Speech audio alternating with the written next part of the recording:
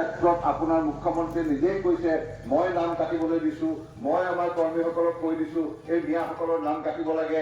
এই এনেকুৱা অন্যায় ধৰণে আপোনাৰ 7 নম্বৰ ফৰ্মুলাৰী মানুহৰ নাম কটাই পেলাই নাম যদি ক'ৰবাত বদলি হৈছে, ক'ৰবাত যদি উচ্ছেদ হৈছে, তেওঁ যদি আহি পেলাই কোনোবা এখন নিজৰ আপোন ঘৰত আহি থাকি পেলাই নামটো তেওঁ ট্ৰান্সফাৰ কৰিব, তাৰ আগতে বদমাচি কৰি 7 নম্বৰ ফৰ্মে দি পেলাই নাম কৰ্তন কৰা হৈছে।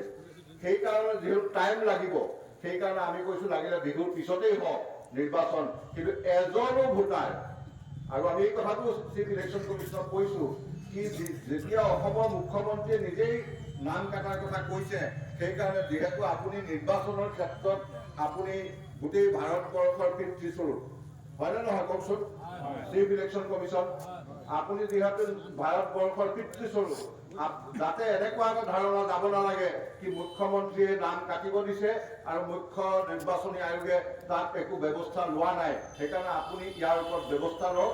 তেওঁলোকে আমাৰ কথা শুনিছে আৰু চাগে যোৱাকালি যিমান ৰাজনৈতিক দল তেওঁলোকৰ লগত এপইণ্টমেণ্ট পাইছে বা মিটিং কৰিছে, 3-4 মিনিটত চবে মিটিং শেষ কৰিছে। মাত্ৰ AIUDF দল আমি প্ৰায় 20 মিনিট সময় কথা পাতিছো, কাৰণ আমাৰ কথা আছে, আমাৰ ক'বলগীয়া আছে।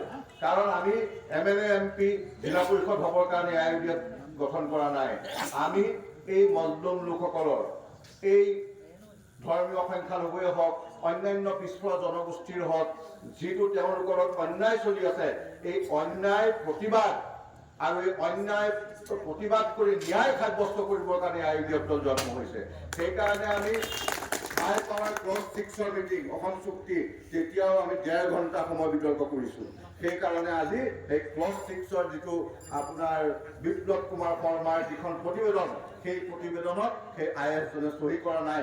কাৰণ একমাত্ৰ UDF তাত দফাই দফাই কি কথা আছে, কি কথা নাই, 1971 25 মাৰ্চ আৰু এই গোটেই কথা